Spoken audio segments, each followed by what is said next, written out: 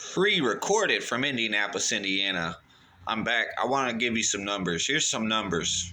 You want some stats? Here's some stats as we get ready for game one between the Indiana Pacers and the New York Knicks. Pardon me. Listen, I'm not even gonna do my. I'm gonna do my best. I might sneak one in, but I'm gonna do my best. I'm not gonna cut any promos, man. It's just some. Remember the cold hard facts. Here's some facts. Okay, these are some postseason numbers. Have you seen the remaining team stats? Postseason team stats. The Pacers are averaging 11 more points per game than the Knicks this postseason. So far in the playoffs, the Pacers are averaging 11 more points than the Knicks. The Pacers are averaging 5 more field goals made per game on 1 less field goal per attempt per game. So the Pacers are making more field goals on less attempts than the Knicks. The Pacers are shooting 50% compared to the Knicks 44%. We're better from three. In fact, we're the best three-point team in the postseason, percentage-wise. We're better from the free throw line than the Knicks, better from the three. We're only 2 less rebounds per game than the Knicks. So the Knicks have 2 more rebounds per game. You would think it would be more. The Pacers have 9 more assists per game on less turnovers per game. The Pacers are the best first quarter team. They're the best fourth quarter team. Now, the Knicks do, that's from record-wise, winning percentage. The Pacers are 8-2 in the fourth quarter. The Knicks do average 1 more point per game in the fourth quarter than the Pacers, but the Knicks average 5 less points per game in the first quarter. The Pacers have been significantly better on paper. It's like, why do I need to? Refine these truths to be self-evident. 6 players averaging at least 10 points per game on the Pacers. Pacers have 6 players averaging at least 10 points per game. You might have heard that before, right? Well, the Pacers have at least 8 players averaging at least 8 points per game. The Knicks only have 5.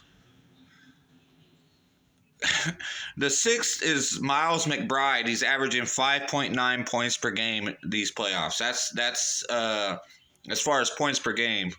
That's Miles McBride. So really, Mitchell Robinson's the 6th man, but he only averages like 4 points per game. He's more of a rebounder and a presence out there, right? But yeah, they have they don't have the scoring off the bench that the Pacers do. Yeah, so watch that again. Restart. Wait, what did I just say? Play that again. Let it sink in. Let it register. Okay? So the Knicks have Jalen Brunson and Karl Anthony Towns. They're juggernauts. They're efficient scorers. They're buckets. All right? So even though the Knicks don't have a lot of points per game off the bench, that's what the star-studded starting 5 is for. So, but you take Jalen Brunson and Towns, and we can take Halliburton, Siakam, and Turner to even those guys out. See, I have the luxury of making it 3 guys to even out 2 guys because we have 8 players that average at least 8 points per game when the Knicks only have 5. So when we're talking about points per game, you can take Halliburton, Siakam, and Turner, and that can cancel out Brunson and Towns. OG Anunoby, Miles Bridges, Josh Hart. That can be balanced out with Nembhard, Nesmith. And then you have TJ and Mathurin off the bench. And then you got an Obi Toppin versus a Mitchell Robinson thing. So Toppin used to be a former Knick. That's going to be a little personal for him. He's also a guy we use to get the crowd involved. There's nothing like a Toppin fast break dunk. Or a corner 3. Toppin's been huge for this team. He's one of the guys that average 8 points per game, but he could easily have a couple 15 points per game since he's playing his former team. It might be more if he gets hot. When he gets hot, there's no stopping Obi Toppin. Now, Mitchell Robinson's going to be huge off the bench. He's going to be getting a lot of offensive and defensive rebounding for the Knicks, giving them second chances. And that's really what's going to keep them around because, like I said, we just went over just the team stats from this postseason. The Pacers are going to win the finals, man. I'm not just saying. We look at the numbers. Game one, I expect the Pacers to steal game one, but if not, it's not the end of the world. I'll still be talking my shit. The Pacers were down 0-2 versus the Knicks last year. Came back and won the series. Let's not get it fucked up. Oh, the Knicks were banged up. The Knicks were favored to win the series. Before the series started, the Knicks were favored. Last year, the Knicks were favored to win the series.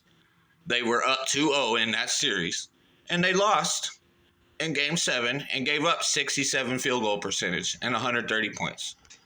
Period. I mean, they can chop it up and make excuses all they want. That's what happened. So I'm looking forward to the series. I think the Pacers steal game one. This Pacers team is just like the Knicks are better than they were last year. The Pacers are just as much so better than they were last year, and they're healthy this year too. So we're healthier, and we're both of these teams, Knicks and Pacers, are healthier and better than they were last year. It's not the same teams, but they're both same franchises, right? It's still Brunson versus Halliburton, right? Okay, so it's gonna be a blast. But relook at the Jalen Brunson being great and this being a rivalry is the only reason this series is entertaining and as close as it should be. The Pacers really should just dog walk the Knicks and win in 4 or 5 games. But with the greatness of Jalen Brunson, and we got to start the series in Madison Square Garden. I don't see the Knicks beating us here at our house. But we can steal game one for sure, or game 2. But if we got to wait until game 5, whatever. And if we got to do what we did last year and just win in game 7, we'll do that too. It's not a doubt in my mind. But to be safe, I'm going to say Pacers in 6 because I can't shake the feeling we're about to fucking suck or just haymaker the fuck out of the Knicks. We're about to run them to the ground. We're going to wear them out just like we did last year. And you guys are going to make excuses again. Pacers are winning the finals. That's all I got to say. We looked at the numbers. I expect the Pacers to steal game 1. You could say, so I think, between here we got OG, Bridges, and Hart. One of those guys will get in foul trouble since it's at New York, but the other 2 should do good. I just think we're well rested. We're on a different. We're dialed in. We are locked in. Like I can't wait. I think the Pacers are gonna win the game by 5-6 points, if not more. But I could be wrong. I'm probably overzealous. I'm probably just feeling ourselves because we're fat and sassy. But I'm really bought in. I really believe what we're doing right now. So I think we're gonna win in 6 games. I expect us to win game 1. And if not, we don't. And I'll react, and I'll do a reaction to that when it comes. I'm ready for the series to start. Let's go. Oh, you know what? Before I get off here, I was contemplating on making a Tyrese Halliburton only video, but I decided I keep putting it off. But, so the Knicks fans did that stuff to the guy, Pacer fan that was wearing a Halliburton jersey. I mentioned it.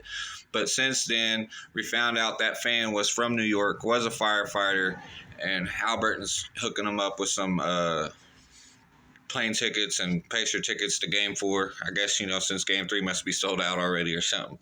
So I thought about making a Tyrese Halliburton only video for that. I love his humility from the Fever game and how he's able to embrace Caitlin Clark. It's easy to start getting defensive and being ego and, when they're asking him if he takes tips from Caitlin Clark and stuff. So I'm just really happy with the Pacers having Tyrese Halliburton. He's a great player. He's a great leader. He's our superstar. He's been my favorite player in the league for a minute now, just, because I'm a Pacer fan, whatever. But I've always loved his kind of style of play before we knew Halliburton, pass first, floor general, good teammate, good leader. I mean, who does it's hard not to want to play with a guy like Halliburton when he's on your team. So, but I'm not gonna make a Halliburton only video yet, but I figured I'd mention it in this one. So I appreciate everybody that's been watching and following me throughout these playoffs. I'm very excited, and I hope everything I've been saying comes to life. I believe it. So we'll see. Good luck, Pacers in 6. I'll see you guys after game 1.